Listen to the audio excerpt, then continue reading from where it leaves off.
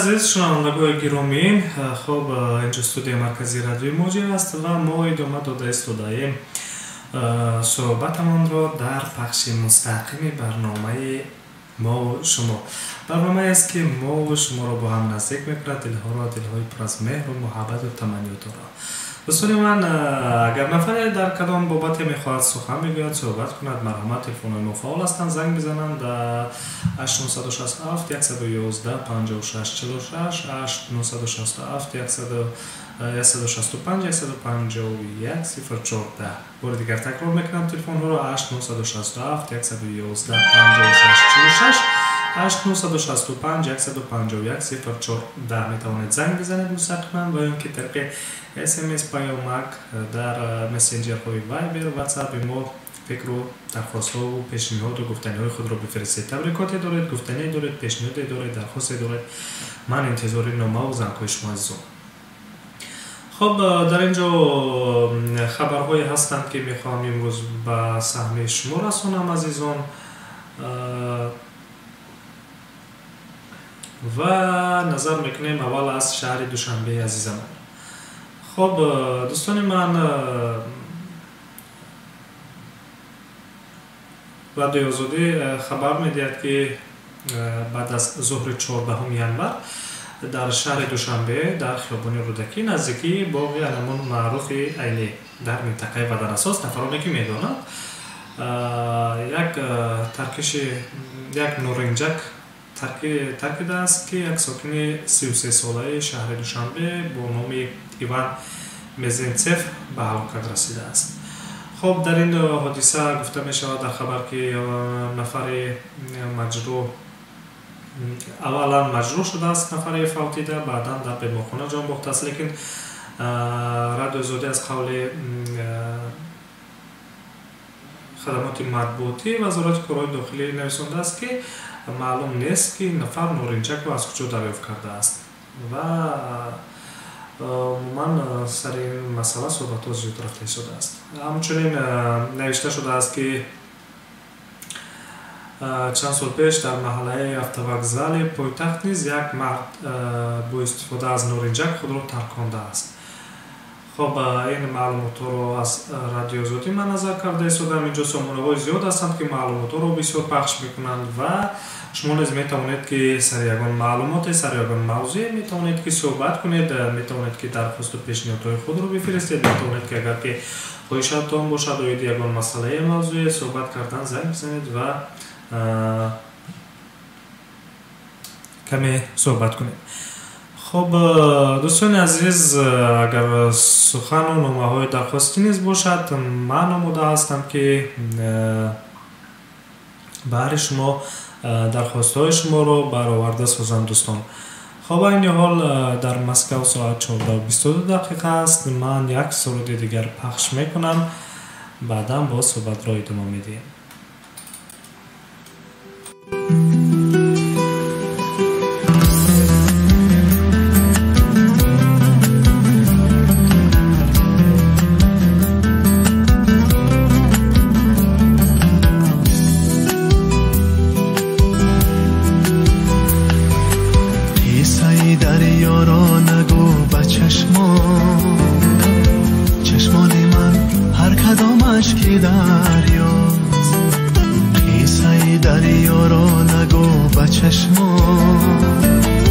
چشمان من هر کدام اشکی دریاست، از روی دل و پیش تو میخندم، اما دلم خانه درد و غم هاست. از روی دل و پیش تو میخندم، اما دلم خانه درد و غم هاست. زخم دلم دیگر دوا نمیشن، برای من پنجره با نمیشن. زخم دلم دیگر دوا نمیشن، برای من پنجره با نمیشن.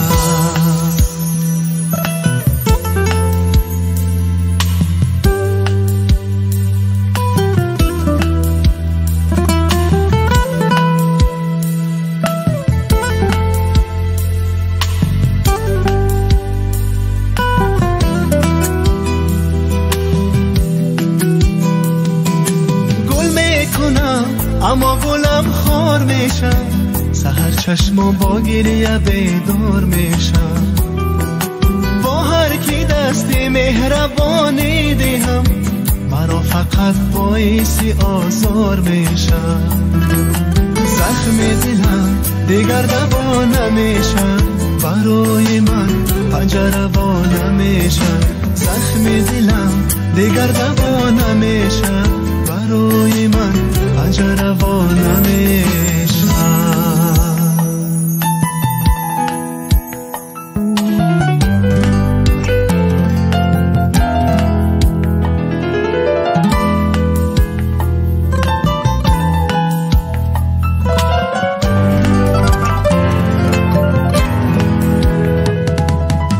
بس که تنهایم پابند غمهایم از بس که تنهایم پابند غمهایم من کشته زیباییم ای دنیا ای دنیا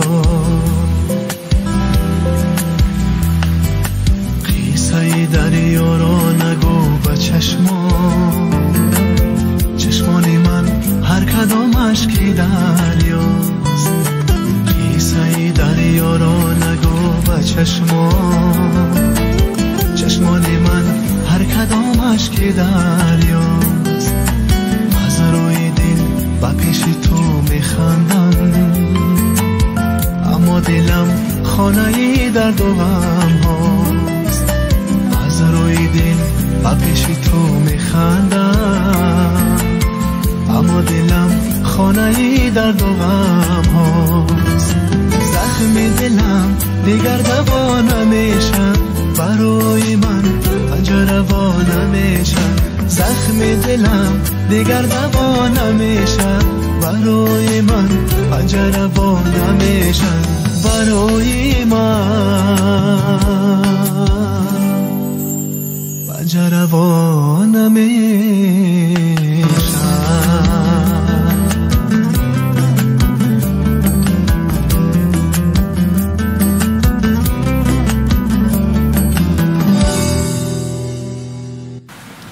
عزیزان ادامه برنامه مستقیم ما و شماست و اینجا من یک سرود از محمد رفیق رحمت پخش کردم قصه دریا و صحبت رو میخواهیم ادامه دهیم اگر نفر گفتنی داشته باشد مرحمت میتواند زنگ بزند و درخواست و پیشنهاد و سرودهای شما رو ما نیز حتما پخش خواهیم کرد عزیزان میخوام سر مسئله تعیین و علامت گذاری مرز بین تاجیکستان و قرقیزستان صحبت کنم اون منطقه بحثی که وجود دارد خب هیئت کمیسیه از جانب تاجیکستان برابر معاون سروزیر عظیم ابراهیم و از جانب تاجیکستان با سرور معاون سروزیر اون کشور جنیش رزاقوف توافقنامه یا اینکه سازشنامه به امضا رسانیدند که در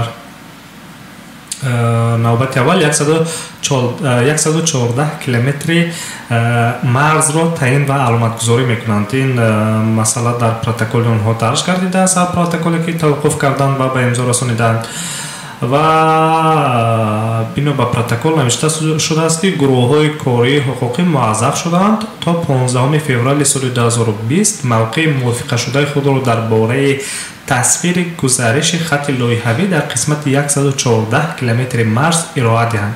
گروه‌های کاری توپوگرافی موظف شدند که تا اول ماه مارس 2020 سال گزینه‌های توقف شده مبادله زمین مساوی و طول و عرض در ناحیه بودکند و شهر اسفره را در بخش‌های سمرقند و کوکتاش انجام دهند که کارهای توپوگرافی نیز تا اول ماه مارس ادامه میکند و همین طور که باید طبق پروتکلی به امضا گردیده 114 کیلومتر تعیین و علامت گذاری شود باید مرز از 467 کیلومتر مرزی طولانی که منطقه های بحثی بعضا موجود است.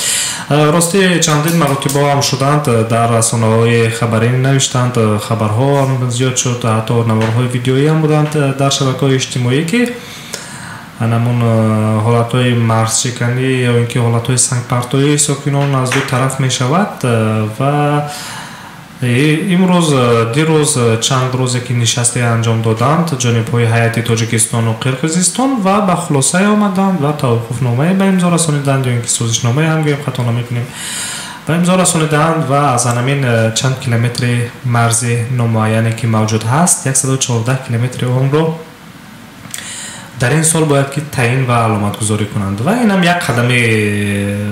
یک قدم است در راه انجام دادن معین کردن مرز بین دو دولت. خب صحبت ها موضوع زیاد هستند امروز میتوان سر هر موضوع دیگر امروز راستی یک خبر دیگر نیست خب پخش کردم من در بخش اطلاعاتی من در بخش خبری من راستی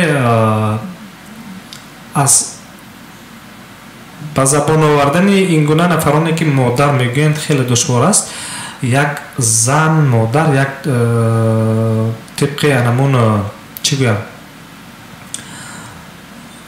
نمون تفتیش های پیشکی یعنی که طبق خلاصه های تصدیق نشده این زن مهاجر اوکراینی بوده است و فرزند به دنیا می آورد در شهر سنت پترزبورگ و با سبب اونی که فرزندش کمی با نمون چی گویم معیوبی مادرزادی به دنیا می آید از فرزند خود دست می کشد فرزند رو نیز در بیمارخانه تولد نمی کند از خاطر اینکه حجت ندارد و مثلا حجت قید اقامت و شاید کمبودی های دیگری داشته باشد خب کودک را در خانه تولد می کند و از کودک دست می کشد و این کودک وقتی که وفات می کند یک ماه بعد سنه 9 ینور با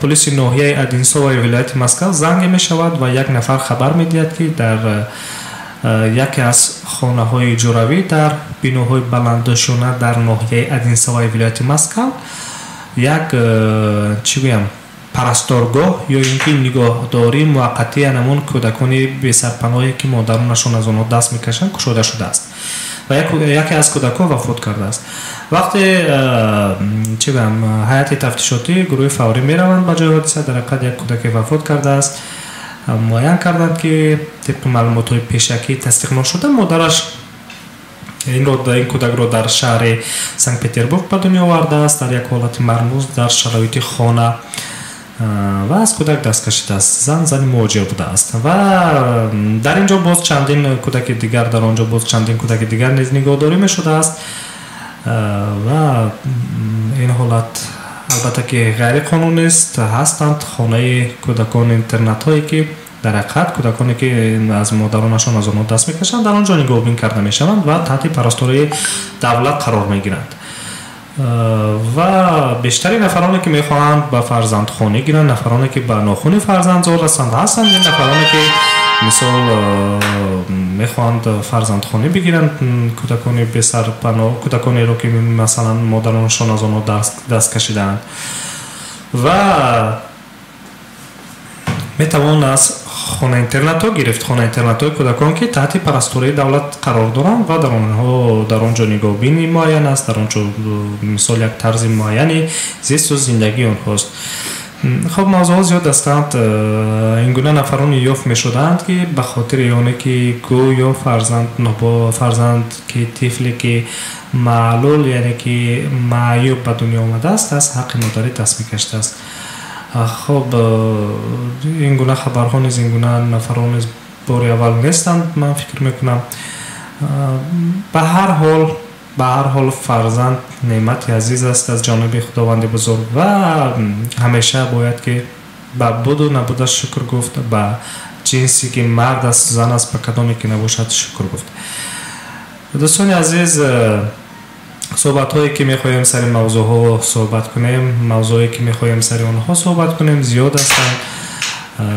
ما را همراهی کنید در هر یک صحبت یک موضوعی رو بررسی خواهیم کرد همچنین نفرانی که امروز زاد و روز دارند دوستان و نزدیکان و پیوندان شما فراموش نکنید آنها رو تبریک بگویید سلام و درود خود را به دوستان و نزدیکانتون بفرستید طریق برنامه ما همچنین صوت‌هایی که از جانب شما درخواست می‌شوند حتما پخش می‌کنیم عزیزان دل خب من اینجا یک سرود دیگر رو پخش میکنم، با صحبت رو ادامه میدیم.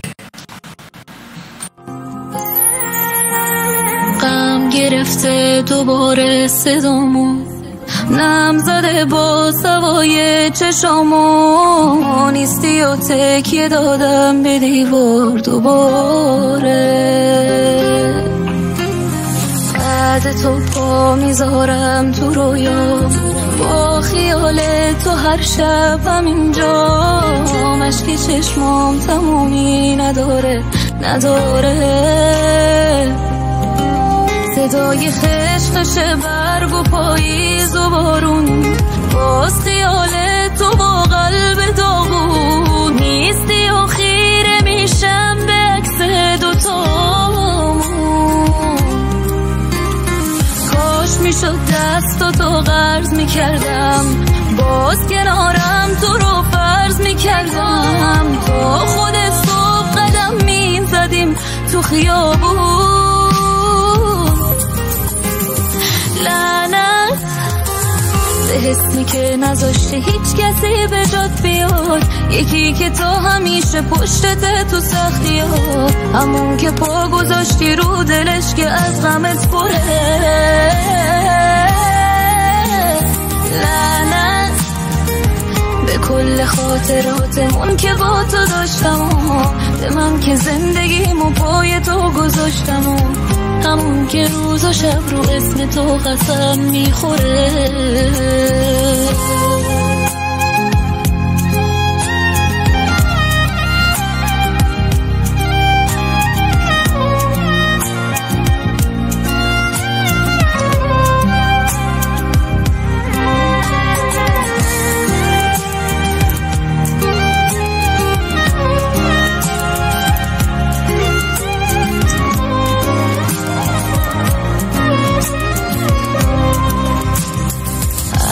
من نیست چشاتو نبینم، باز نتونم کنارت بشینم، از تو تنها همین قصه هات مونده پیشم.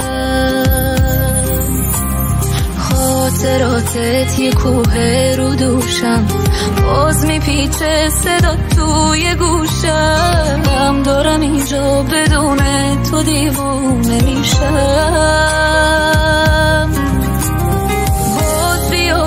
همه باورم شد، باز رفیق چشای ترم شد، باز بیا عاشقم شد دوباره. بی تو میمیره اینجا به زودی، اونی که کل دنیاش تو بودی، خیلی خسته است به این دوری عادت نداره. لعنت به حسی که نذاشته هیچ کسی به جات بیاد، یکی که تو همیشه پشتت تو سختی ها، همون که پا گذاشتی رو دلش که از غمت پره. لعنت به کل خاطراتمون که با تو داشتم، به من که زندگیمو پای تو گذاشتم، همون که روز و شب رو اسم تو قسم میخوره. دوستان عزیز، خب برنامه مستقیم ما شما ادامه دارد روی موج رادیوی موج عزیزان. ساعت در مسکو 14:38 است. امروز 15 ینوری 2020 سال. و عزیزان، صدای ما رو مستقیما شنیده ایستادید، ما رو همراهی کنید و این دفعه خب صحبت رو ادامه میدیم سر موضوعی که بسیار در شبکه‌های اجتماعی، رسانه‌ها چالش‌های زیادی با میان آمد، خبرهای زیادی پخش شدن. تا چند روز است که ادامه دارد، شروع از روز 8 ینور. عزیزان، همه ما و شما ناز میدانیم 8 ینور در تاریخ جهان چی رخ داد و بعد از آنه که یک گنرال فرماندهی نیروهای قدس سپاه پاسداران انقلاب اسلامی ایران از جانب ایران کشته، از جانب ایالات متحده آمریکا در نزدیکی فرودگاه شهر بغداد جمهوری عراق کشته شد. سنه 8 ینور صبح بروقت از جانب ایران به همون منطقه های نظامی که در عراق قرار دارند تحت کنترل آمریکا، یعنی که نیروهای نظامی آمریکا در آنجا جایگیر شدند، یک چند موشک های جنگی پرتاب شد و بعد از این چالش ها زیاد شدند و در همان روز 8 ینور متاسفانه یک طیاره با 176 نفر مسافرین، طیاره که از شهر تهران از فرودگاه امام خمینی به سمت کیو اوکراین پرواز میکرد با هواپیمای بوینگ 737 با 176 نفر مسافرین هیئت خلبانان متاسفانه سقوط کرد و همه آن نفرانی که در داخل طیاره قرار داشتند وفات کردند. این طبق معلوماتی که رسانه‌های خبر پخش کردند، همه نفرانی که قرار داشتند وفات کردند و در آغاز سبب‌ها را زیاد میگفتند. محرک طیاره آتش گرفته است و دیگر حالت‌های تکنیکی گفتند و سرنشینان نتوانستند زود و به خوف طیاره را به زمین فرو نشانند. بعداً روز شنبه همین هفته گذشته بود که پیش از این راستی امریکا و کانادا ایران رو مستقیما با آن متهم کرده بودند که سقوط طیاره با عیب ایران است و حتی سروزیر کانادا جاستین تروردو در یک نشست خبریش نیز گفته بود که در این کار دست ایران است و روز شنبه بود که ایران نخست سقوط هواپیما را بر عهده گرفت و گفت با یک خطای انسانی این واقعه رخ داده است و همچنین پرزیدنت ایران حسن روحانی از همه آن نزدیکان و نفرانی که در آن حادثه، نزدیکان اونهایی که در این حادثه هلاک گردیدند و به کشورهای آنها اظهار همدردی کرد و قول هم داد که نفرانی که در این کار گناهکار هستند خطا کردند حتما که جزا خواهند گرفت. و امروز رسانه‌های خبری یک در شبکه‌های اجتماعی و رسانه‌های خبری نیز علاقه پخش کردند. یک نوار پیدا شد در حجم 1-2 دقیقه نوار است و دیده می شود که هواپیمایی که انمون در گپ سر انمون هواپیما می رود و از یک منطقه در این نوار دیده می شود از یک منطقه 2 موشک به هوا می رود در فاصله 28-30 ثانیه بعد از پیهم و گویا که طبق انمون معلوماتی که نوشته شده است در رسانه ها گویا که انمون موشک ها انمون هواپیما رو سقوط داده باشند و این خطای انسانی بوده است عزیزان. همین گونه اعتراف کردند مقامداران ایران و از همه نفرانی که در این حادثه نزدیکان خود را از دست دادند اظهار همدردی کردند، عذر پرسیدند و وعده دادند که تفتیش منصفانه ادامه میکند و حتما که نفران گناهکار جزا خواهند دید. خب صحبت زیاد سر این مسئله همچنین اگر نظر کنیم در روز 9 ینور در اوکراین روز ماتم ملی اعلان شد چون که این طیاره با طیاره بوینگ 737 با اوکراین تعلق داشت و در داخل اون شهروندان از دولت‌های زیاد قرار داشتند از جمله کانادا، شوئد، جمهوری اسلامی افغانستان، خب از بریتانیا، از خود ایران شهروندان زیاد، در عموم زیاد از 176 نفر و از جانب اوکراین نیز 45 عدد مفتشان مخصوص روان کرده شدند تا در تفتیش این حادثه شرکت کنند. این یک کمی معلوماتی بود که من از سامانه‌های اجتماعی، از شبکه‌های اجتماعی، از رسانه‌های خبری خوانده بودم و منظورتون خواستم گپ زنم در حضور شما دوستان عزیز که صدای مرا میشنوید.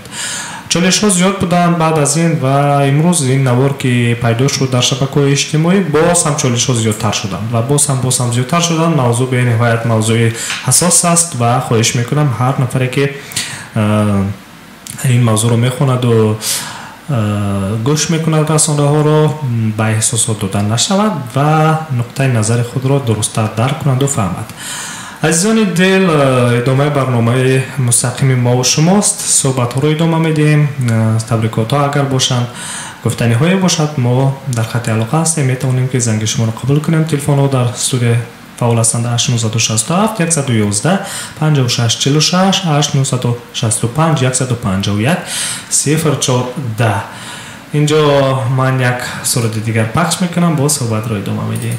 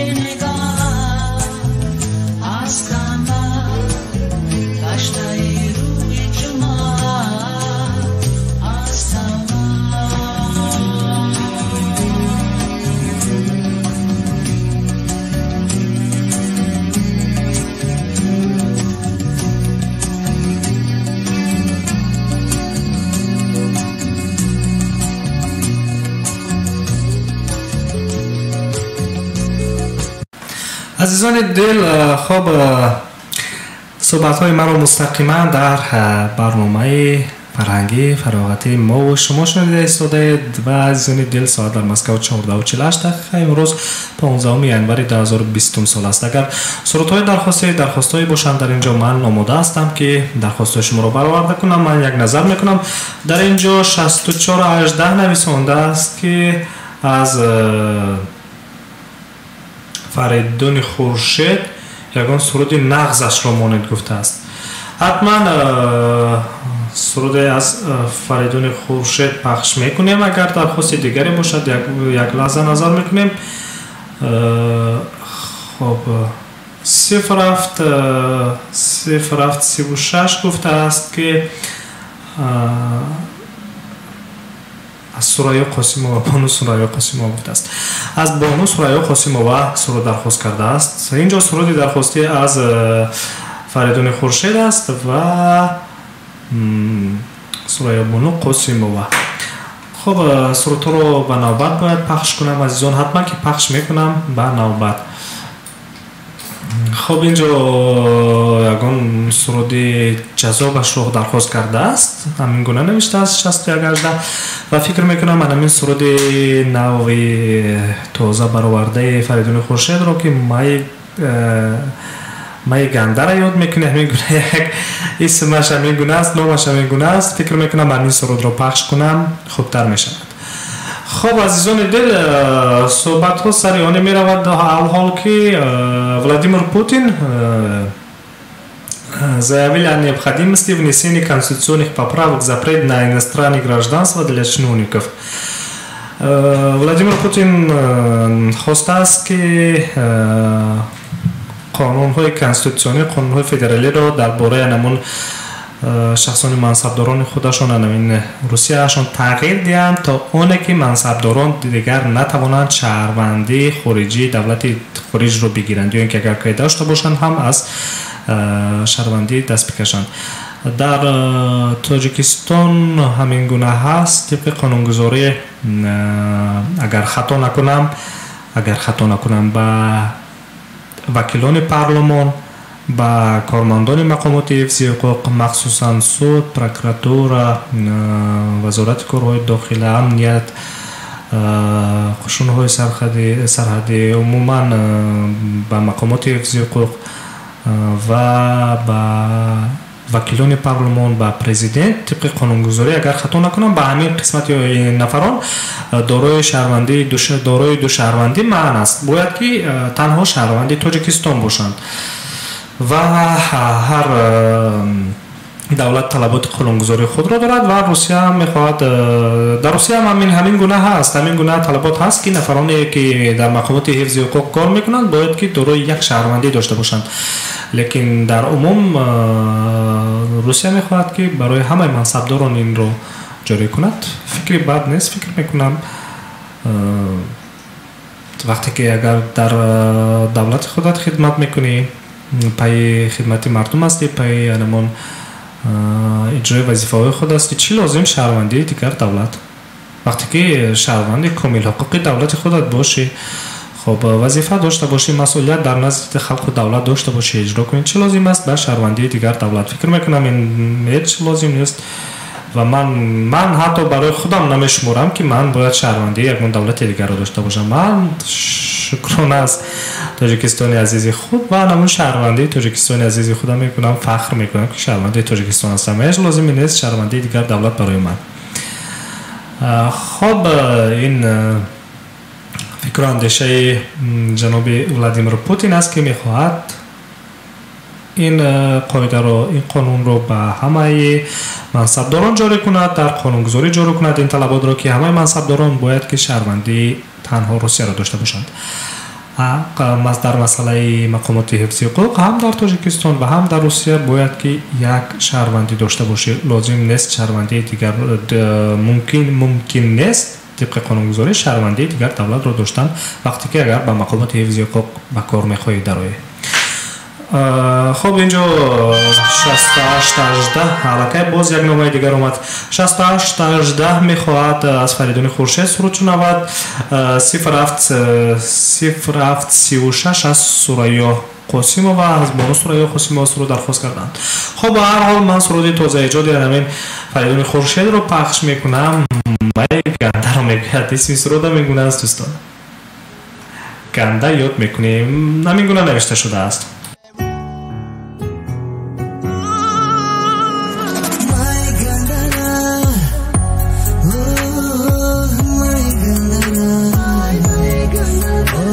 Oh,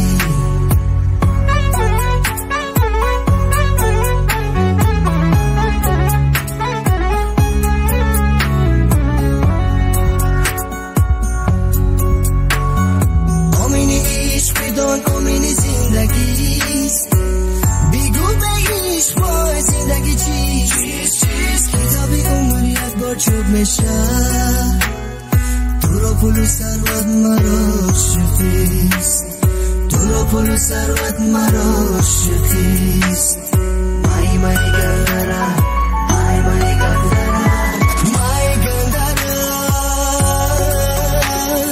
مای گندره ولی گنده یاد میکنی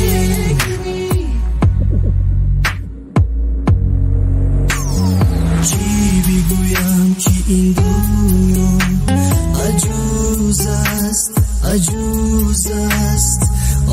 عاقبتی مشکلش آسان نداره بوفایی اگر مثل این دنیا نگو ازیش سخنه جان نداره نگو ازیش سخنه جان نداره ای مای گندره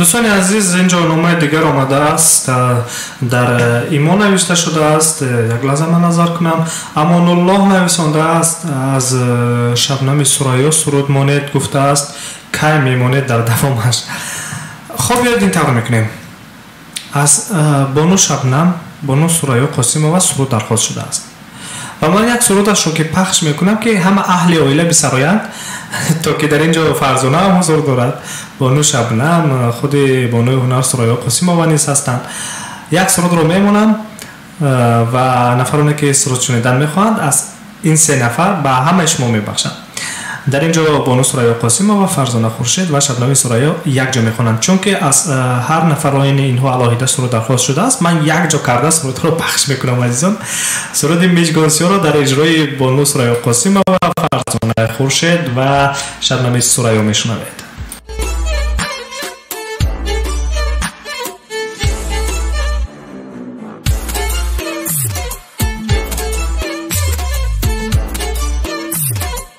www.tajmedia.tj باز آمدان میجگانسی عزیزم جان جان از دیده خوابم میبرد از دیده خواب از سینه تاب عزیزم جان جان از چهره آبم میبرد از دیده خواب از سینه تاب عزیزم جان جان از چهره آبم میبرد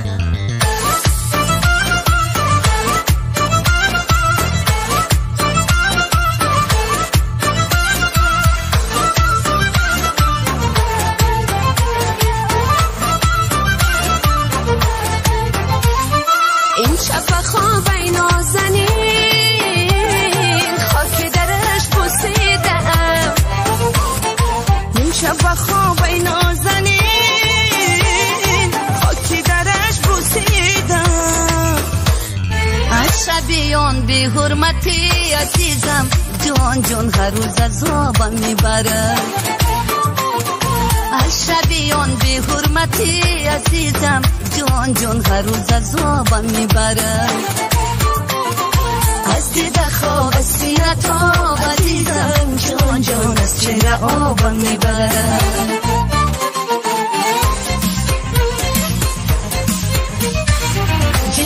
موی داری نازنین گلباری صدقه نامش شوم نامی شیرین داری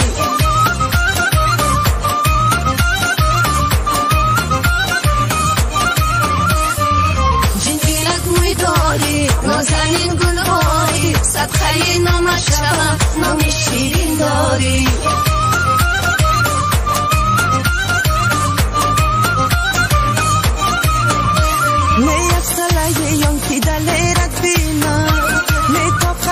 یانکی درد بینم می آیوانا نشسته بر میگردی در نیمی نفس چگونه سیرت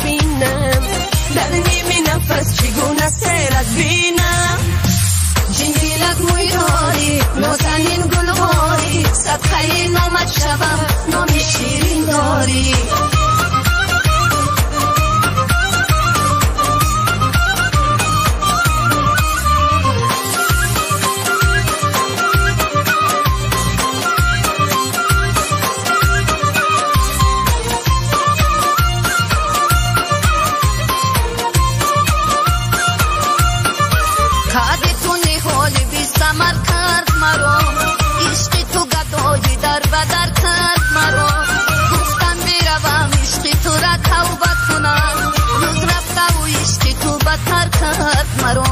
روز رفته و عشقی تو بدتر کرد مرا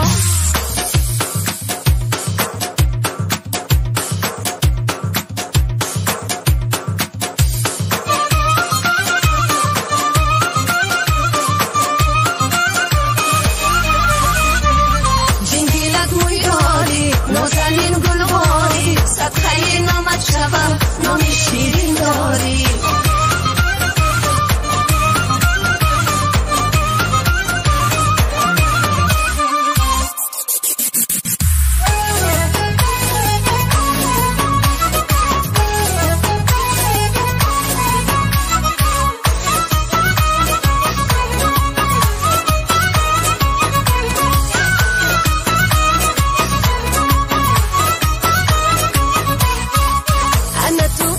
عجب زیبایی انا تو برای من یکتایی انا تو عجب زیبایی انا تو برای من یکتایی انا تو زیبی همه دنیایی انا تو زیبی همه دنیایی انا تو بچه بی پروایی انا تو بچه بی پروایی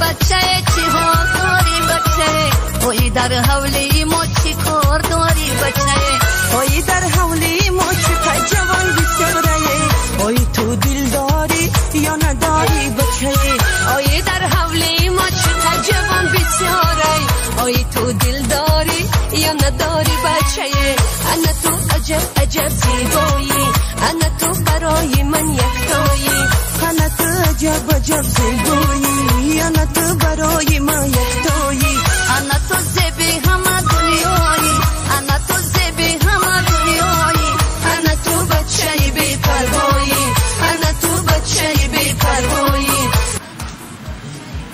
خب عزیزان خسته نباشید و ادامه برنامه فرهنگی فراغتی ما و شماست دوستان.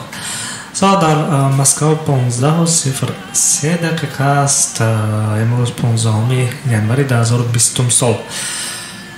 در اینجا من صحبت ها رو سر اون موضوع های اون خبرهای گرم کرده ایستادم که در رسانه‌های خبری پخش می شوند، نشر می شوند و همچنین دوستان درخواست های شما رو صورت های درخواستی شما رو پخش کرده ایستادم و چی بگم بخش سوال و جواب نیست چون همیشگی هست نفرانی که میخوان در بخش سوال جواب شرکت کنند. عزیزان آماده باشید بعد چند لحظه های بخش سوال جواب رو شروع میکنیم. نزدیک آمده است، شما آماده باشید دوستان، بخش سوال و جواب نزدیک آمده است و حتما که شروع خواهیم کرد. در اینجا یک معلومات رو میخوام براتون برسونم عزیزان که نوشته شده است در سامانه سپوتنیک تاجیکستان نویسنده است که رسانه‌های تاجیکی 10 گانه بهترین اشخاص سال 2019 را معین کرد. از صاحبکار تا وکیل و وزیر و رئیس سال را خوانندگان تاجیکستان معین کردند. یعنی که این رو هفته‌نامه تاجیکستان گذرانیده است. این ریتینگ اگر گویم هم خطا نمیکنیم. خب سیاستمدار و بانوی سال آزاده رحمان جای اول را گرفته است. این آزاده رحمان راهبر دستگاه اجرایی پرزیدنت جمهوری تاجیکستان و رئیس کمیته مجلس ملی پالاتای بالای پارلمان تاجیکستان می باشد و به نظارت قانونگذاری. خب اگر ادامه دهیم محمد میرزا صاحب کار سال اعلام گردیده است که این نفر دیرکتور گنرالی جمعیت دارای مسئولیتش محدود اوستا گروه می باشد. خب اکبر تورسون عالم سال شده است. نام اکادمیک اکبر تورسون سال روان با مناسبت 80 سالگیش دوباره در سطح سرخط رسانه‌ها قرار گرفته بود. اکبر تورسون عالم سال اعلام شده است. خب عبدالحلیم غفارов وکیل سال. عبدالحلیم غفارov این عین حال وکیل پارلمان تاجیکستان باشد و وکیل سال اعلام گردیده است. خب این طبق نظرسنجی یا اینکه انمون ریتینگی که از جانب هفته‌نامه تاجیکستان گذرانده شده است. استاد قربانی صابر هنرمند سال اعلام گردیده است. استاد قربانی صابر را فکر میکنم همه ما میشناسند، همه شنوندگان عزیز میشناسند. خب اگر ادامه دهیم، رجب بای احمدزاده رئیس سال انتخاب شده است، یعنی که در پرسش امساله هفته‌نامه تاجیکستان که خوانندگان شنوندگان انتخاب کردند، خوانندگان هفته‌نامه تاجیکستان. خب رجب بای احمدزاده را به فکر میشناسید دوستان عزیز. این کس رئیس ولایت سوخت هستند، شخصی که همیشه از فعالیت خود در رسانه‌ها خبر میدهد. شخصی یعنی که پر محصول پر کار، در حقیقت شخصی که مهنتی هم اگر گویم خطا نمیکنه. زبیدالله زبیدزاده سفیر سال اعلام گردیده است. زبیدالله زبیدزاده سفیر تاجیکستان در دولت کویت می باشد. این حال عزیزان، این کس سابق معاون وزیر کارهای خارجی تاجیکستان بودند. خب استاد محمد غویی باشد ادیب سال اعلام گردیده است. این سال با استاد محمد غویی با اسامبله بین پارلمانی اتحاد دولت‌های مستقل جایزه به نام چینگیز احمدов رو تقدیم کردند که مبلغ مکافات پولیش اگر خطا نکنم خوانده بودم $30,000 امریکایی بود. همین گونه مبلغ داشت اگر خطا نکنم، جایزه مبلغ همین گونه بود. و استاد محمد غویی امسال ادیب سال اعلام شدند. خب از همه جالبترش شنوندگان عزیز، شمس‌الدین اورونبکزاده وزیر سال شده است، یعنی که طبق نظرسنجی هفته‌نامه تاجیکستان. شمس‌الدین اورونبکزاده را هممون میشناسیم عزیزان. این کس وزیر فرهنگ تاجیکستان هستند، وزیر فرهنگ جمهوری تاجیکستان شمس‌الدین اورونبکزاده.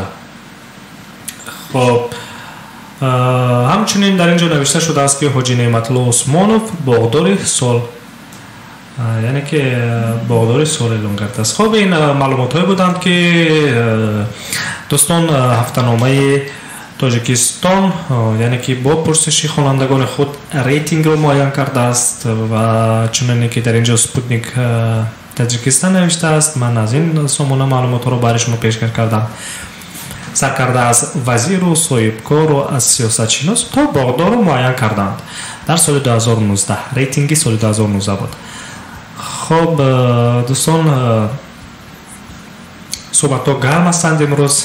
اگر نفری که در صحبت های ما همراه شدن میخواهد، نفری که میخواهد موضوع رو بررسی کند، نفری که میخواهد از حل کدام یک مسئله صحبت کند، نفری که میخواهد پیشنهادی داشته باشد، گفتنی داشته باشد، من آماده هستم که اون نفر رو گوش کنم، در صحبتشان همراه شوم. تلفن ما در استودیو فعال است 8967 111 5646 8965 151 0410. می توانید زنگ بزنید و همراه ما مستقیما در تماس شوید. همچنین اینجا صورت‌های درخواستی که می شوند و اون چیزی که از جانب شنوندگان درخواست می شود حتما که ما درخواست شنوندگان رو برآورده خواهیم ساخت عزیزان. خب در اینجا چند پیش بانو تاج شنونده دائمی ما نویسنده است که سامان جان یک سرود از ضیاءالدین نورزاد پخش میکردید، بسیار خوب میشد. گفته است من سرود عزیز رفته کی برمیگرده. خب ضیاءالدین نورزاد رو اینجا پخش میکنم، یک جا میشنوید.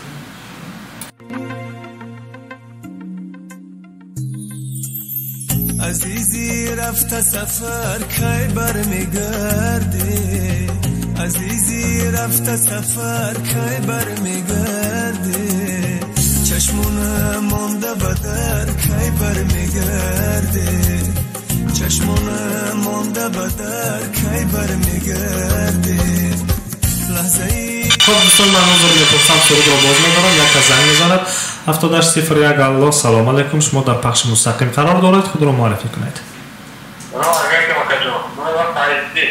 خب من شما رو شنفتم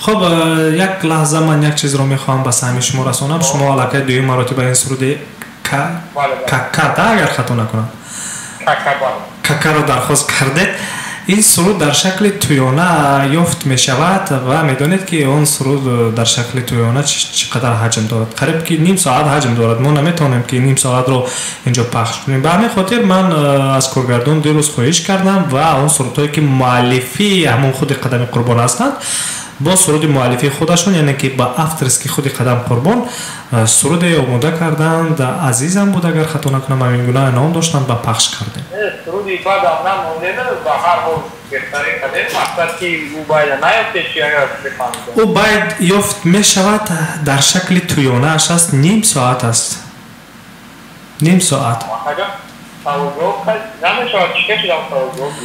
سوال جواب رو کمی بعدتر شروع میکنیم و امروز مسئله هایی که هستند در رسانه های خبری پخش میشوند مسئله هایی که هستند امروز همونا رو بررسی داریم اگر در یگان صحبت داشته باشید یگان گفتنی داشته باشید اوید موضوع های امروزه من آماده هستم که شما رو بشنویم و همراه شما هم صحبت شوم در این موضوع امروز مول جلو گفت هستن که جناب گلی بکوی میده در چند آدم های ولیفاش گرفت و دیگه ولیفاش تعیین کرد امیر از سببش مقصد همون کار ناموسم تو بیده فکر بورم نفت فکر بورم مقصد کاری خوب دادم با بورم اما فهمیدم که هیچ نیمت که در پیشید اما نفهمیدم که میتونم های پیش کار بکردم اگر شما با تغییرات های کادری دیروزه اگر گفتنی باشید امروزش رو من ندیدم دیروز تغییرات های کادری شدند در آنجا اگر خونده باشید به خاطر تغییرات های کادری یعنی که به خاطر از یک وظیفه گرفتن دیگر در آنجا نوشته شده از سببش در بعضی اونها سبب با کار دیگر گذشتن نوشته شده است بعضی نفرانی هستند که مثال میارم که برای نماینده از حزب از کدام یک حزب نباشد برای وکیلی به پارلمان پیشنهاد می شود از همین خاطر نفری که به پارلمان پیشنهاد می شود یعنی که وکالتش قطع می گردد و در صورتی که اگر که طبق قانونگذاری نفری که اگر در پارلمان غالب شده یعنی که وکیل پارلمان تعیین شد اون نمیتواند دیگر وظیفه را اجرا کند مثلا فرض کردیم که یک نفر منصبدار پیشنهاد می شود از یگان حزب به خاطر وکیلی به پارلمان وقتی که یکم مارس سال 2020 در تاجیکستان انتخابات پارلمانی است اگر آن نفر که غالب شد و نامزد و پارلمان در پارلمان کرسی را صاحب شد یعنی که دپوتات شد اگر گویم به طور ساده وکیل شد از منصب پیشینه خود محروم می‌گردد چون که قانونگذاری اجازه نمی‌دهد که وکیلان پارلمان منصب دیگری را اشغال کنند بغیر از فعالیت علمی و آموزگاری همین دو کارو کرده میتونی فعالیت علمی و آموزگاری را کرده میتونی دیگر اشغال دیگر منصب معنی است به همین خاطر تغییرات ها صورت میگیرد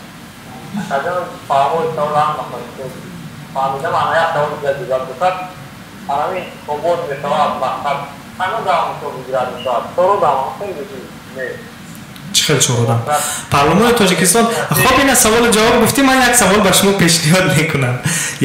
شما پیشنهاد میکنم سوالی که در بخش سوال جواب نیست اما یک سوال عادی شما گفتید که 3-4 آدم شما مرحمت خواهش میکنم بگویید که پارلمان تاجیکستان یعنی که پالات پایانی پارلمان تاجیکستان مجلس نمایندگان مجلس عالی جمهوری تاجیکستان از چند کرسی عبارت است یعنی که چند تا وکیل دارد خب میدونید نه همین چند وکیل دارد همین رو میگفتید بعد به سوال شما من جواب میکردم خب اسم شما اگر خطا نکنم فیض‌الدین از کجا معلومات یافتید که پارلمان تاجیکستان 4 وکیل دارد یعنی که 4 کرسی دارد تخمین کردید؟ فیض‌الدین من یک دو چیز رو میخوام پرسم شما از من خفه نشوید. کدام سال مکتب میانه رو ختم کرده اید؟ 2010. در حدود کدام ناحیه تحصیل کرده اید؟ ناحیه میر سعید علی حمدانی، منطقه کلوب ولایت ختلان. خب سال 2010 شما جدی میگید که دیگه که در فکرتون استواره؟ من نمیدونم شما جدی میگید؟ در نظر دارید که پارلمان تاجیکستان 4 وکیل دارد؟ بله؟ من یک چیز رو به خاطر شما به سهمتان میرسونم و اولین و آخرین مراتب در گوشتان گیرید. این به شما درس نه و یک چیزی که در خاطرتان همیشه باید باشد. از نام من سامان پارلمان تاجیکستان از 2 پالات عبارت است. پالاتای پایانی مجلس نمایندگان مجلس عالی جمهوری تاجیکستان، پالاتای بالایی مجلس ملی مجلس عالی جمهوری تاجیکستان. پالاتای پایانی پارلمان یعنی که مجلس نمایندگان از 63 وکیل عبارت است. پالاتای بالایی پارلمان مجلس ملی از 33 عضو عبارت است. یعنی که حق فعالیت اونها 5 ساله است. هر 5 ساله در تاجیکستان انتخابات پارلمانی برگزار می‌گردد. امسال انتخابات پارلمانی 1 مارس است، یعنی که 5 سال سپری شد. 1 مارس 2020 سال انتخابات است. انتخابات پارلمانی فراموش نکنید پالاتای پایانی از 63 وکیل عبارت است، پالاتای بالایی از 33 عضو. امیدوارم من نمی‌تونم مقصد که تو دموکراسی است، کمونیستی است، اسلامی است، من هیچ جور در نظر نه شما روی حزب رو میخواستید گفتن؟ اگر من راستی نمیدونم، راستی دقیق گفتن نمیتوانم، راستی معلومات مفصل ندارم، دقیق گفتن نمیتوانم. این اطلاع نیست و این فقط فکری من است. من معلومات دقیق ندارم. اگر خطا نکنم فکر میکنم یا 7 یا اینکه 8 نمایندگان حزب در پارلمان هستند، یا اینکه 7 یا اینکه از خلاصه یا 6 7 8 از همین 3 تا 1 تاش است. 6 7 8 از همین 3 شماره کدام شمارهش درست است راستی من نمیدونم. همین شماره اعضایان نمایندگان حزب در پارلمان صاحب کرسی هستند. باز 1 مارس سال 2020 انتخابات پارلمانی است. بعدا باز معین می شود. میتونم مدوی انتخاب میشوند میتونم چند روزن هستند بعد یه همون اوز نگیرستن میتونم جنون بادش خوب است میشود نفرمی انا بعد دیگر رو علی وظیفه خارج کردن میشه که کدوم وظیفه رو باید رفتن میگن درشید. من عموما سوال شما رو نفهمیدم. مقصد ما که این انتخابات میشود خب 4-5 کس تو اسلامی دموکرات هر کنی او وظیفه دور هر روزا نمیرم به با مناسب بودن کلاس حتی این وظیفه کی هو وظیفه داشتن تو حتی جناب ولی نمیشه باید خوب نشید پرزیدنت شود تو هم جناب ولی خود اصلا شود اما دیگرایی که نشیدن او وظیفه خود نکنه که وای وظیفه تا موضوع میشود. خب این حال ما در مسئله انتخابات پارلمانی صحبت داشتیم. شما برای چی سخن رو به انتخابات پرزیدنتی بردید؟ صحبت ما سر انتخابات پارلمانی بود. در انتخابات پارلمانی 63 وکیل رو انتخاب میکنند و این 63 وکیل از نمایندگان حزب‌های گوناگون هستند. مهلت وکالتشون 5 سال.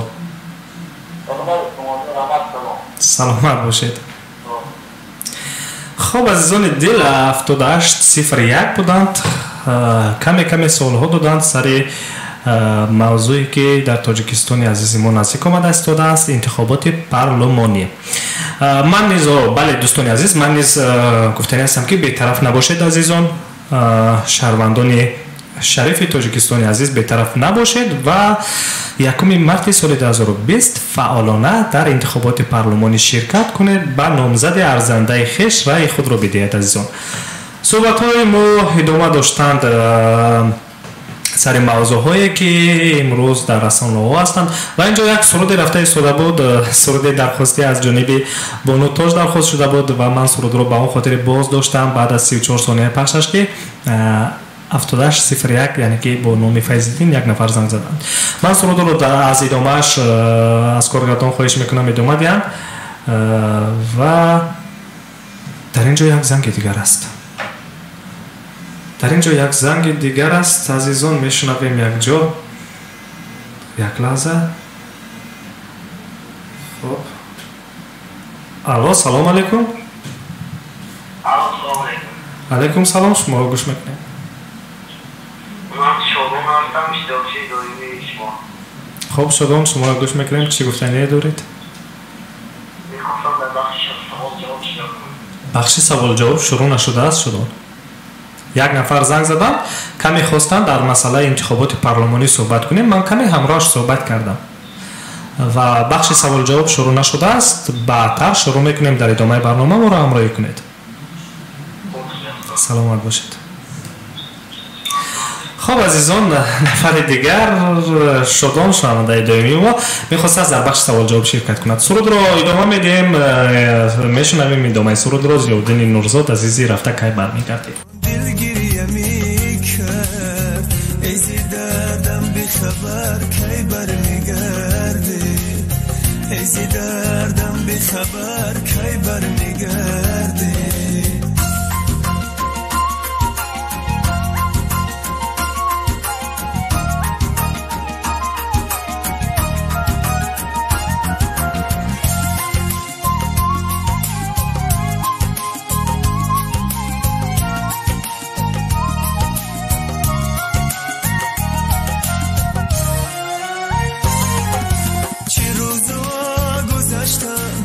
من تو را ندیدم چه دردا گذشتم که بهر تو کشیدم چه روزا گذشتم که من تو را ندیدم چه دردا گذشتم که بهر تو کشیدم که بهر تو کشیدم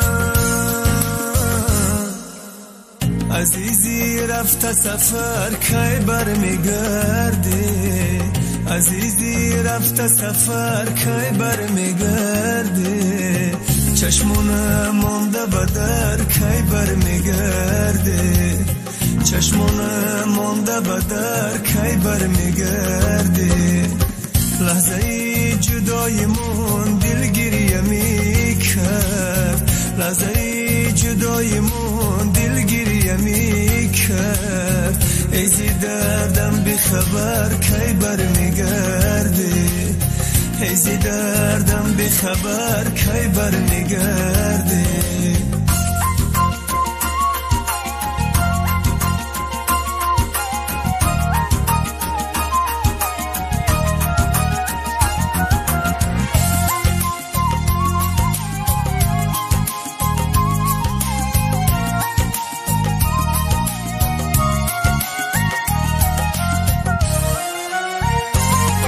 شبی سیاهی موی من سپید شد برای تو ببین بها چی دادم با عشق بی بهای تو شبی سیاهی موی من سپید شد برای تو ببین بها چی دادم با عشق بی بهای تو با عشق بی بهای تو عزیزی رفت سفر کی برمیگردی عزیزی رفت سفر کی برمیگردی چشمونه مانده بدر کی برمیگردی چشمونه مانده بدر کی برمیگردی لحظه جدایمون دلگیری میکرد لحظه جدایمون دلگیری میکرد ایزی دردم بخبر کی برمیگردی ایزی دردم بخبر کی برمیگردی ایزی دردم بخبر کی برمیگردی خب دوستان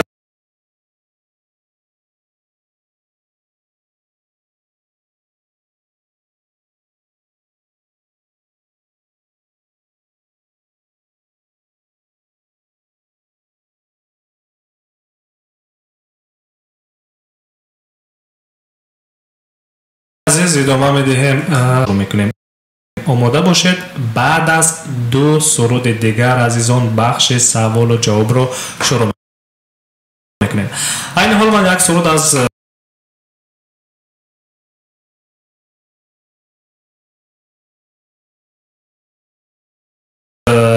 سراننده که به نهایت دوستش میدارم، به نهایت شبنم تاج‌الدین هستین که از سرود دوست داشتنی خود رو پخش میکنم عزیزان. امیدوار هستم که با شما نیز پسند میآید.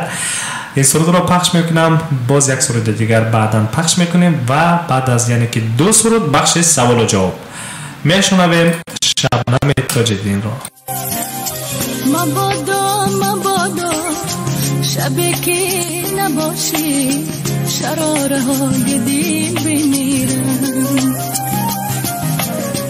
پرنده ها گریزن از آشیانه خود سراغ هم دیگر نگیرن. مبادا شبی که نباشی شراره های دل بمیرن، پرنده ها گریزن از آشیانه خود سراغ هم دیگر نگیرن. نفس تمام شود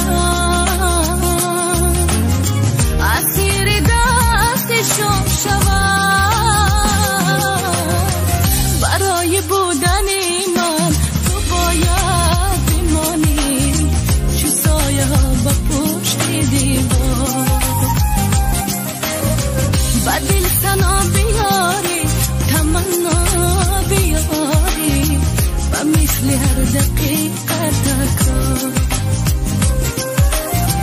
نباشی دلگیرم و زندانی جدایی ها بمیرم.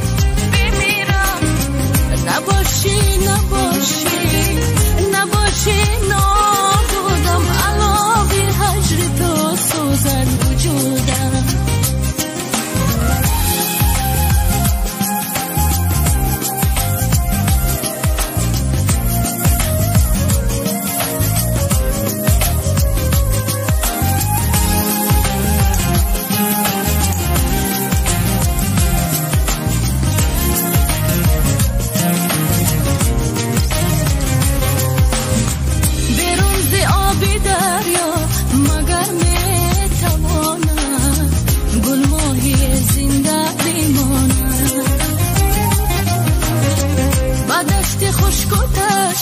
مگر میتواند نهال وقتی خود نشاند. تو منی عمری منی حرارتی جان و تنی، تو منی عمری منی حرارتی جان و تنی،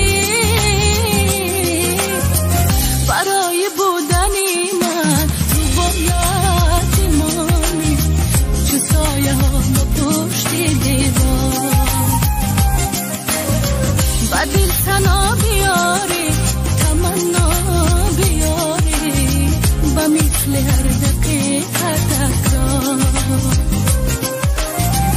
نباشی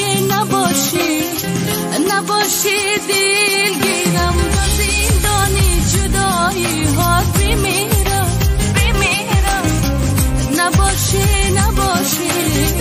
نباشی نابودم علاوه هجر تو سوزد وجودم.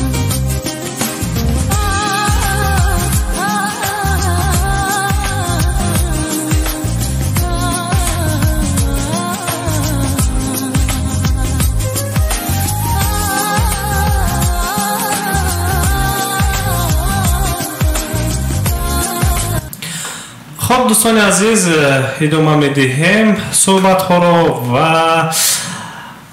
یک سرود دیگر مونده است که پخش کنم و بخش سوال و جواب رو شروع کنیم.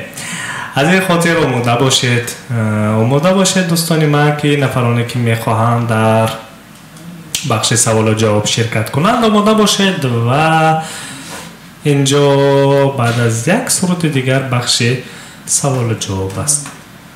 من میخواهم از مطلوب رحیمова یک سرود پخش کنم و بعد از سرود مطلوب رحیمова شروع میکنیم بخش سوال و جواب را.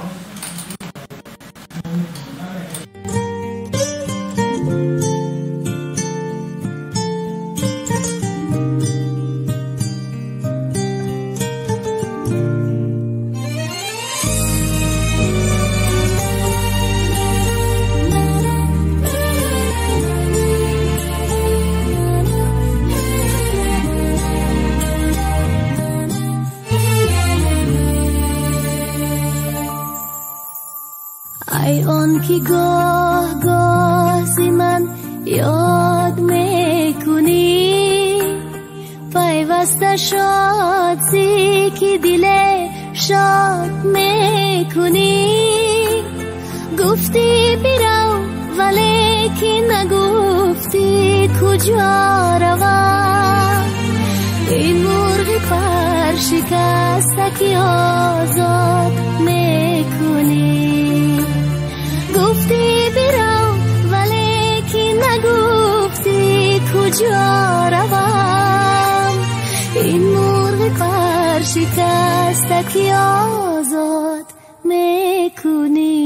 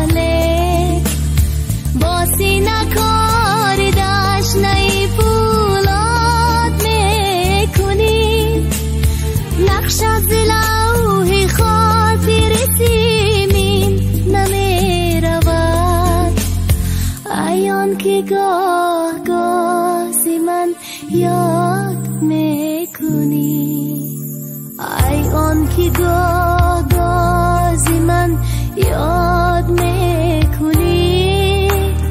پیوسته شادی که دل شاد میکنی. گفتی برو ولی که نگفتی کجا روم، این مرغ پر شکسته که آزاد میکنی. گفتی برو ولی که نگفتی کجا روم، این مرغ پر شکسته که آزاد میکنی. گفتی برو ولی که نگفتی کجا روم، این مرغ پر شکسته که آزاد میکنی. دوستان عزیز، صحبت رو ادامه میدهیم. چنانه که گفتیم بعد از دو سرود بخش سوال و جواب رو شروع میکنیم. الان فرصت رسیده است و نفرانی که میخواهند در بخش سوال و جواب شرکت کنند دوستان، تلفن های ما در استودیو فعال است 8967 111 56 46 8965 151 0410. میتوانید که زنگ بزنید و مستقیما حال من آماده هستم عزیزان که بخش سوال و جواب رو با یکی از شمایان شروع کنم و سوال ها چون همیشگی مشکل نیستند با وریانت هایش. میخوام اینجا قاعده بخش سوال و جواب رو گفته گذارم دوستان که дар бахши саволу ҷавоб ман ба он шунавандае ки мехоҳад дар бахши саволу ҷавоб ширкат кунад, яъне ки мустақиман занг мезанад, 3 савол пешниҳод мекунам. Дар умум барои ҷавоб гардонидани ҳар як савол 30 сония вақт ҷудо мекунам ва агар ба 3 савол ҷавоби дуруст гардонидед, маблағи 300 рубл бурд мекунед ва метавонед ки маблағро бигиред ва аз идомаи бахши савол ҷавоб даст бикашед. Агар на, хоҳишатон бошад, метавонед ки бахшро идома диҳед ва ба саволи чорми мо низ ҷавоб гардонед. Маблағи шумо 500 рубл мешавад, лекин аз сабаби оне ки дирӯз нафари ғолиб набаромаданд дар бахши савол ҷавоб мутаассифона ва маблағ монд, имрӯз мукофотпулӣ дар ҳаҷми 1000 рубл тоҳфа мегардад ба нафароне ки дар бахши саволу ҷавоб ширкат мекунанд. дӯстон, бори дигар ёдорас мешавам, телефонҳо дар студия фаъол аст 8967 111 5646 8965 151 0410. خب اگر نفر باشد در خط علاقه من آماده هستم شنوم. تا اون لحظه عزیزان من اینجا یک سرود پخش میکنم و از روزبک فیضلی و آماده باشید دوستان من. بعد از سرود باز در خط علاقه آماده باشید و بعد از سرود تماس بگیرید، حتما که باز بخش سوال جواب را ادامه خواهیم داد.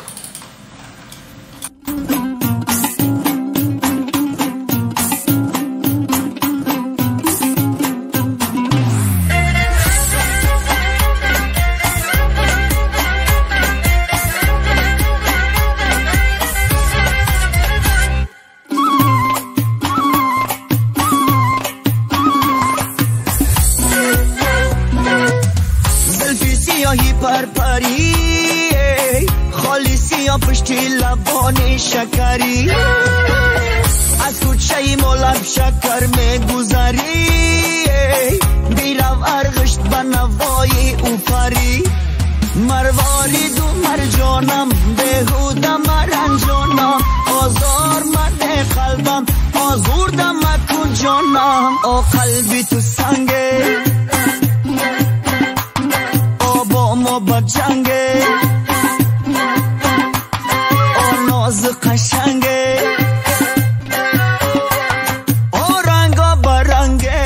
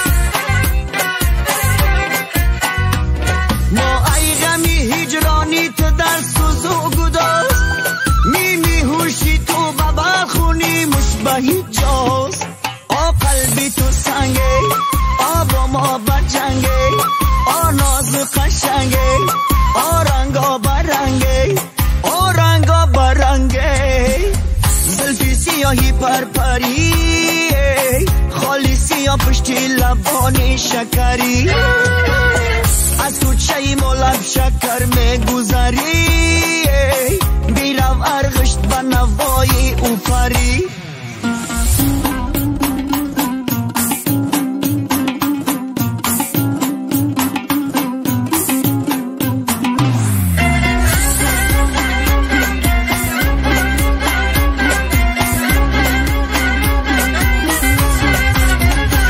جاست خیلی دردی دلکی نالان، بگانه نبی نجلوه و جولان،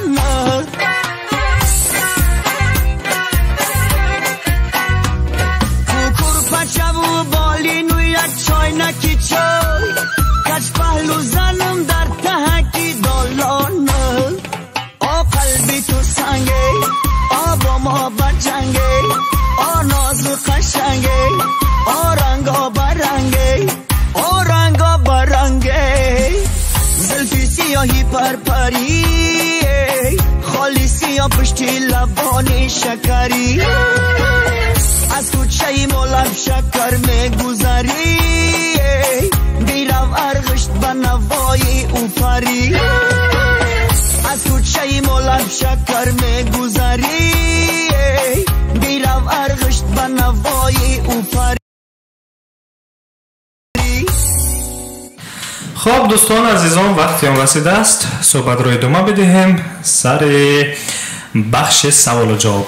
من آماده هستم اون سوال‌هایی که از جانب اون زنگ‌هایی که از جانب شما میشود قبول کنم، سوال‌ها رو پیشنهاد کنم. دوستان من آماده هستم، زنگ بزنید. تلفن در استودیو فعال است 867 111 5646 865 151 0410. دوستان عزیز وقتی جدا گردیده با برنامه نه قدر زیادی دیگر است و خواهش میکنم زودتر زنگ بزنید نفرانی که در بخش سوال جواب شرکت کردن میخواهند. عزیزان صدای مرا مستقیما میشنوید. برنامه فرهنگی فراغتی ما و شماست روی موج رادیو موجر. در برابر اونه که ما را روی موج رادیو میشنوید همچنین در شبکه‌های اجتماعی یوتیوب، ادناکلاسنیک، فیسبوک، طریق نواری آنلاین دیده میتوانید دوستان و صحبت‌های ادامه دارند در بخش سوال و جواب. الحال یگان نفر شرکت نکرده است در بخش سوال جواب و من آماده هستم که سوال رو پیشنهاد کنم. نفری که در بخش سوال جواب شرکت کردن میخواهد مکافات پولی موازی 1000 روبل روسی است دوستان و آماده باشید زنگ بزنید. 4501 زنگ زده ایستادم اینجا میشنویم یک جا 4501 رو. الو سلام علیکم، روزتون بخیر باشد. در بخش مستقیم برنامه فرهنگی فراغتی ما و شما قرار دارید. بخش سوال جواب است. سلام علیکم، من موهیده. علیکم سلام موهیده بانو، شما خوب هستید؟ میگم شما خوب هستید موهیده بانو؟ صدای من رو میشنوید؟ شنیدم. شکر مات تینج. من میخوام این روزم یک بار دیگه خودم سنجم دیگه میخوام بوی دیرم. من شدم میخوام که پگاه بازی کنم و یکنی مبلا را باز کنم. شما بینیم دلسوز بودید.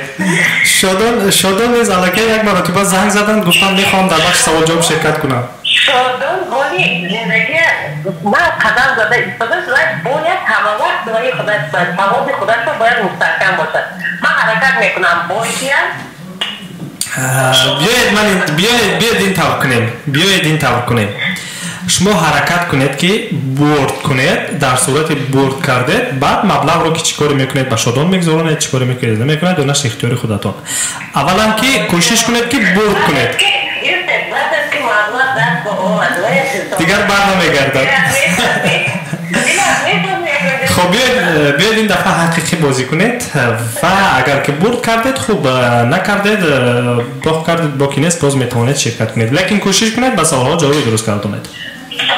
فقط نگیرید تو وقت تمام کردگی مثلا نظر بگیرید که گیری تو نفسه من 33 سال شد تمام کردگی موهیده بانو باور کنید از چند دفعه که سوالهای به نهایت ساده بودند راستی مرا نیز هیئت تحریریه چند مرتبه آگاه کردند که سوالها رو تغییر دید، سوالها به نهایت ساده هستند. من راستی چند مرتبه خواستم فهمونم لیکن مرا گوش کردن نخواستند. با هیئت تحریریه مرا وادار به آن ساختند که من سوالهای خود رو کلا تغییر دهم. به هر حال کوشش میکنم سوالها با وریانت ها است انتخاب میکنید. فکر میکنم سوالهای خب بیایید یک سوال شما به شما دیم، سوال منطقی میدیم. خب فکر میکنید 30 ثانیه وقت جدا میکنم. سوال یکم رو به شما. فیل ها چند سال عمر میبینند و تا چند کیلوگرم میتوانند وزن داشته باشند؟ یعنی که دو گپ میزنید، یعنی که تا چند سال عمر میبینند و تا چند سال میتوانند که وزن داشته باشند، یعنی که اخیرش میگید. خب 30 ثانیه وقت جدا میکنم. وقت رفت فکر کنید فیل ها چند سال عمر میبینند و تا چند کیلوگرم میتوانند وزن داشته باشند.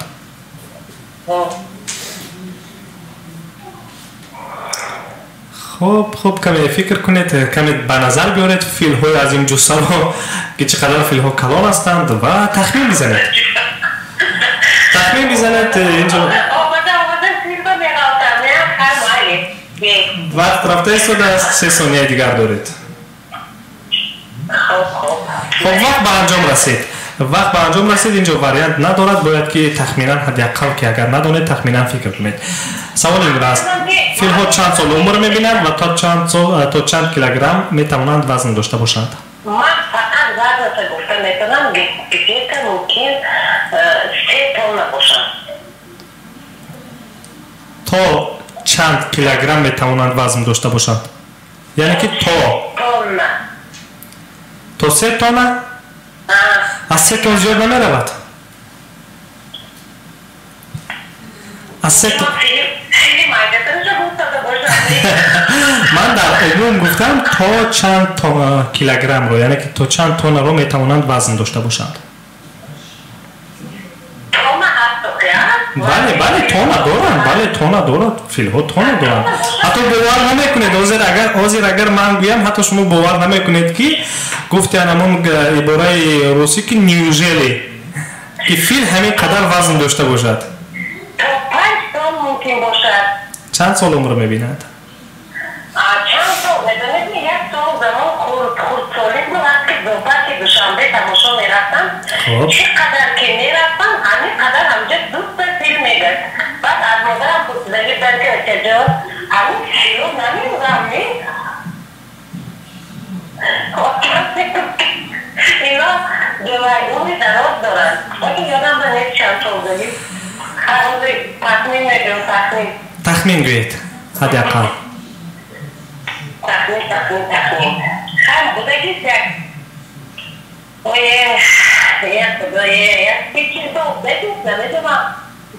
30-40 سال؟ خب ما جواب شما رو قبول میکنیم و برزمی اونه که 40% جواب شما رو درست است به هر حال قبول میکنیم جواب شما رو درست. فیل‌ها تا یعنی که تا از 30 سال بله از 30 تا 70 سال عمر میبینند و وزن نهایی آنها یعنی که فیلی که به بلاغت رسیده است، فیلی که اون فیلچه‌های خرد رو در نظر نداریم، فیلی که به بلاغت رسیده است و فیلی که یک سن سالش به جای اومد از 2 تا 7 تن را وزن میگیرد. یعنی که تا 70 سال عمر میبیند تا 7 تن را وزن میگیرد. بله به خاطری که شما 5 تن گفتید از 2 تا 7 تن که است به همین خاطر من جواب شما را قبول کردم. 5 تن نیست در اینجا میدراید. به هر حال قبول میکنیم و یعنی که فیل‌ها تا 70 سال عمر میبینند و وزن نهایی آنها از 2 تا 7 تن را تشکیل میدهد. میگذاریم به سوال دوم. خواب آماده باشید. سوال دوم رو به شما کدام سوال رو پیشنهاد کنم؟ بیاید یک سوال عادی پیشنهاد میکنم. در این سوال من به شما 30 ثانیه وقت جدا میکنم. 30 ثانیه وقت جدا میکنم و خواهش میکنم به سوال فکر کنید منطقاً جواب درست کردید. در کدام دولت ها گفتم شکل جمع در کدام دولت ها الحال سال 1398 است؟ یعنی که سال 1398 است. وقت رفته ایستاده است. سوال رو بار دیگر تکرار میکنم. در کدام دولت ها الحال سال 1398 است؟ 1398. وقت رفته ایستاده است. خب 14 الکی 15 ثانیه وقت شما گذشت و فکر کنید که در کدام دولت ها الحال سال 1398 است. در خودمون سال 2020 در آنها سال 1398. وقت رفته ایستاده است و 3 ثانیه دیگر موند. وقت به انجام رسید. جواب شما در کدام دولت ها الحال سال دولت های نمیدونم لیکن مثلا که این دولت های اسلامی. خب نام دولت ها لازم است. در کدام دولت ها الحال سال 1398 است؟ ممکن ایران باشد. ممکن یا اینکه یقین میدانید؟ ایران، عربستان. خب انا باز بکرم سوریه، بکرم همین دولت های مسلمانی من البته عرضه نمیدونم. خب جواب شما ندرست است. جواب شما کمی غلط است و فکرتون رو تغییر میدید یا اینکه یک شانس دیگر تیم؟ نمیدونم ممکن شانس خب خب جواب شما را قبول میکنم. جواب نادرست است. ناپورا بود. ایلوه های زیادتی بود. به همون گفتی شما می شود. شاید امروز شادان غالب برآید. شاید. فقط که شادان باید تمام بازی کند. برای یکنی من رو نگرفتم. فرق در چیست؟ چرا که نه 1000 روبل بلکه 1500 روبل گیرد. ما برای همین سعی باید باید داده. یعنی کشتر باید بود کند. راستی یک دو نفر دیگر هم زنگ میزنند. بسیار فعال هستند. بسیار هم مثل شادان. یک نفر از کازان زنگ میزدند. یک نفر دیگر از سنت پترزبورگ زنگ زده بودند. و یک دو نفری که شما زنگ میزدند بیشتر در حقیقت فعال بودند و یا اینجا خوابش آوردن موندگی زنگ نمیزنند شما. من هم فکر دارم که همون دانشجویی که از شهر کازان زنگ میزد اون نیز بنهایت خوب صحیح و در جایش جواب میکردند به سوالها. همین گونه هم یک نفر دیگر پیدا شد از شهر سنت پترزبورگ زنگ زده بود. یک مرتبه غالب برآمد. یک مرتبه اگر خطا نکنم یک مرتبه باخت. یک مرتبه غالب برآمد. انا میکنم جواب ها میدادند. خب برای شرکتتان تشکر میگویم. به هر حال شرکت کردید و متاسفانه به سوال دوم جوابی غلط دادید. سلامت باشید شما جان. سلامت باشید. وقتتان خوش باشد. روزی خوش و با سعادت و با برا رو به شما تمنا دارم. رحمت دادر. سلامت باشید. خب عزیزان دل 4501 بودن زنگ زدند و کمتر حاصل هم کردند. گفتند که میخواهم که شادان من امروز باخت دهم و شادان برد کنم. گفتند همین خیلی یک حاصل هم کردند. این نفر خود را ماهر بانو معرفی کردند. انمون ماهر بانو شفیعی که همیشه شنونده دائمی ما را همراهی میکند، میشنود و گوش میکند. خب دوستان عزیز ادامه برنامه فرهنگ فراغتی ما و شماست و بخش سوال و جواب است. اگر نفری میخواهد در بخش سوال و جواب شرکت کند مرحمت زنگ بزنید. من آماده هستم سوال ها را به شما پیشنهاد کنم و جواب ها را از شما شنوم. دوستان عزیز وقت رفته ایستاده است. وقت به نهایت کم مانده است. تا انجام برنامه 8 دقیقه دیگر مانده است. 8 دقیقه دیگر مانده است. فرصت غنیمت است. زنگ بزنید. یک زنگ دیگر را قبول کرده میتوانم. اگر نفرانی که میخواهند در بخش سوال جواب شرکت کنند عزیزان فراموش نکنید 8 دقیقه دیگر وقت مانده است و میتوانید که الحال مستقیما به ما زنگ بزنید در بخش سوال جواب شرکت کنید. مکافات پولی امروزینه بخش سوال جواب 1000 روبل روسی است. تنها به نفر تقدیم میگردد. این مبلغ که در حقیقت غالب میبراید به سوال ها مفصل جواب میگرداند و مکافات پولی نصیبش میگردد. عزیزان دل وقت رفته ایستاده است. بار دیگر تکرار میکنم تلفن رو در استودیو مرکزی رادیو موجیر 8965 151 014 8967 111 56 46 فراموش نسازید ما رو همراهی کنید. 7 دقیقه دیگر ماند. بار دیگر خاطررسان میکنید. خب اینجا ما در برنامه امروزینه مستقیمی فرهنگی فراغتی مستقیمی ما و شما دوستان عزیز کمی سر موضوع در آغاز برنامه کمی سر موضوعهای رو صحبت کردیم. آن موضوعهایی که در رسانه‌های خبری نشر شدند اون خبر و گزارش‌هایی که بودند کمی از آنها قصه کردیم برای شما شنوندگان عزیز. آنچه که قصه کردیم دوستان خیال گفته‌ها نیستند و آنچه که بودند از رسانه‌ها بودند. 7801 زنگ میزند. الو سلام علیکم روزتون بخیر باشد. در برنامه مستقیم ما شما قرار دارید. بخش سوال جواب است. خود رو معرفی می‌کردید. علیکم سلام. خود رو معرفی می‌کردید. خب فیض‌الدین من شما رو گوش میکنم. میخواهید در بخش سوال جواب شرکت کنید؟ قاعده بخش رو میدونید فکر میکنم. حجت به تکرار نیست. خب اگر آماده باشید من یک شهر رو میشنوید. سوال رو پیشنهاد میکنم 4 واریانت رو و جواب رو از 4 واریانت انتخاب میکنید. خواهش میکنم صدای رادیو از نزدیک رادیو دورتر روید و صدای رادیو رو پستر کنید و با من هم صحبت شوید. سوال این گونه است. در این جا شما وقت جدا نمیشود. من 2 مرتبه با واریانت هایش تکرار میکنم. باید که ورسول شما زود انتخاب کنید. سوال آماده باشید.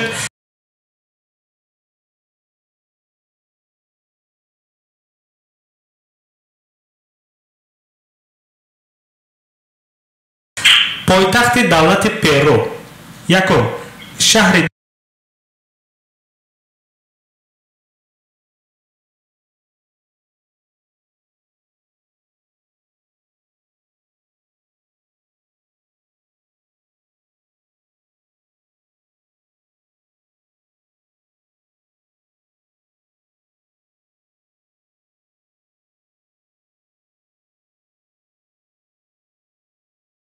تالین. دوم